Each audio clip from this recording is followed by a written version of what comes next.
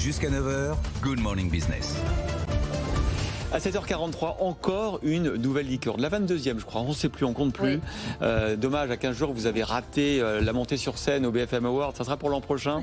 Bonjour Antoine Porte, vous êtes cofondateur donc de Lydia. On avait reçu votre associé il y a 15 jours, 3 semaines. Ben là, vous nous avez surpris parce que vous lancez le trading il y a 15 jours.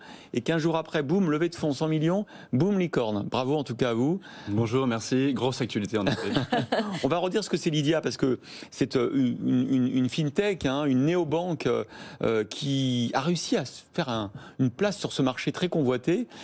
Vous avez fait plusieurs essais et vous avez trouvé la martingale un jour, c'est le paiement entre amis, le paiement gratuit entre amis. Alors certes, ça vous coûte, mais ça peut vous rapporter gros à terme parce que vous êtes constitué une belle clientèle. Combien de millions d'utilisateurs aujourd'hui ? Plus de 5 millions d'utilisateurs, principalement en France. Et alors justement, qu'est-ce que vous voulez faire de ces utilisateurs ? C'est devenu presque, je te fais un Lydia entre jeunes consommateurs, on se fait un Lydia pour payer ou rembourser un ami.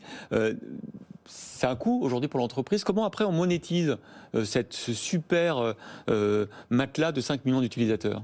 Alors, à peu près comme tous les services financiers, comme les banques, et ce qu'on leur propose, c'est de redéfinir les standards de la banque qu'ils connaissent aujourd'hui pour les simplifier, les rendre plus rapides et plus agréables à utiliser au quotidien. On a commencé effectivement par le paiement, notamment le paiement entre particuliers, mais aussi les paiements en magasin, les paiements mobiles. On a ensuite continué cette redéfinition des standards grâce à la technologie et au design, en ajoutant le crédit, l'épargne et très récemment l'investissement. Et le but, c'est de prendre ces jeunes pour lesquels vous avez facilité ces échanges de paiement au départ, de les suivre un petit peu tout au long de leur vie, d'élargir votre clientèle et à un moment, vous leur proposerez le crédit immobilier.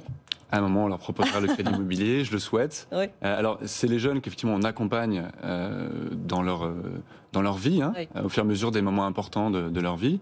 Mais aussi, et ça doit être les moins jeunes. Aujourd'hui, la part de nos utilisateurs qui croît la plus vite, ce sont plutôt les trentenaires. Ouais. Et on conçoit nos produits aussi pour les cinquantenaires et plus. Ce qu'on finalement redéfinit s'adresse à tout le monde. Et on cherche, grâce au design notamment, à simplifier tout ce qui peut l'être aujourd'hui, et Dieu sait que la banque peut l'être. Il y a tellement de choses à faire et c'est à ça qu'on s'attelle au quotidien. Alors comment fonctionne cette activité de trading, notamment sur les crypto-monnaies ? Et on est très curieux, il y a une quinzaine de jours que vous l'avez lancé. Est-ce que justement vous adressez une clientèle, vous l'avez dit, les moins de 35 ans, les plus de 35 ans, les trentenaires qui sont très friands des cryptos ? Alors il faut faire attention, parce qu'on ne le rappellera jamais assez, c'est très risqué. C'est risqué. Mais on peut s'y aventurer en mettant un bout de doigt de pied quand même. Effectivement, et pour gagner, il faut jouer, il faut essayer.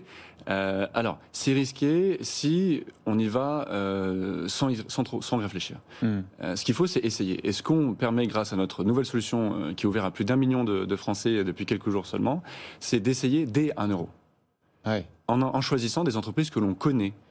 Que ce soit des grandes entreprises françaises cotées au CAC 40, mais aussi les entreprises américaines dont on est tous clients. Ouais. Donc si vous investissez un peu de votre épargne... On peut acheter un morceau de Tesla par exemple ? On peut acheter un morceau de Tesla, on peut acheter un morceau de LVMH, on peut acheter un morceau de choses qu'on consomme en tant que client au quotidien et que donc a priori on maîtrise, puisque on utilise leurs produits, on les connaît, on sait comment ils vont évoluer, et si on a confiance dans ces entreprises, alors on peut...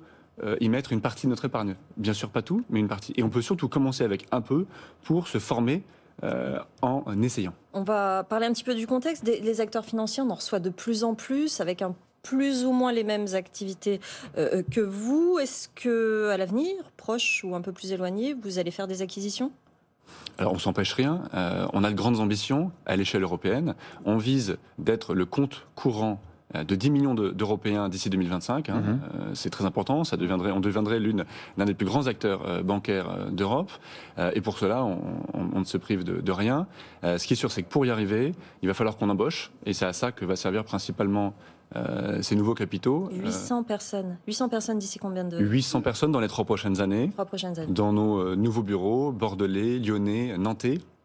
Des ingénieurs, beaucoup de personnes, de conseillers pour le service client, parce que tout ça, ce n'est pas que de la technologie, c'est aussi de l'humain pour accompagner nos utilisateurs au quotidien. Quand je regarde les investisseurs là, pour cette nouvelle levée de fonds, c'est quand même pas commun. Dragonir, EcoStreet, est-ce que ce sont des fonds d'investissement ou ce sont des hedge funds ? Alors, ça vient, c'est des gens qui viennent du hedge fund, mais qui aujourd'hui font de plus en plus de tickets dans des scale-up, dans les startups. Et ce qui est intéressant, ce qui est, je trouve super, c'est que désormais, ils s'intéressent au marché européen et surtout au marché français. Il ne faut pas oublier que si Lydia a la chance d'avoir le symbole de devenir une licorne, c'est l'une des rares licornes B2C en France. Et ça, très, très important.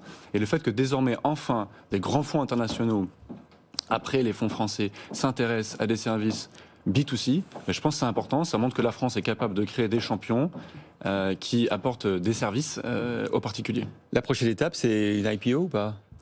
Je l'espère, je le souhaite. En France, pas aux États-Unis, ou les deux c'est possible? Tout est possible. Quand on voit les investisseurs là de cette nouvelle levée de fonds, on se dit que peut-être que le Nasdaq il est peut-être plus adapté. Je sais pas, vous avez beaucoup de clients américains aujourd'hui ou pas du tout? Non, pas du tout. Et c'est une ambition, c'est un objectif? Notre ambition, elle est européenne. On pense qu'il y a beaucoup de choses à faire en Europe. Restez sur Euronext alors, c'est beaucoup mieux. Merci beaucoup Antoine Porte, cofondateur de Lydia, donc d'être venu sur notre plateau à l'occasion de cette annonce, cette levée de fonds de 100 millions de dollars et donc votre entrée chez les licornes. Merci beaucoup. Merci à tous.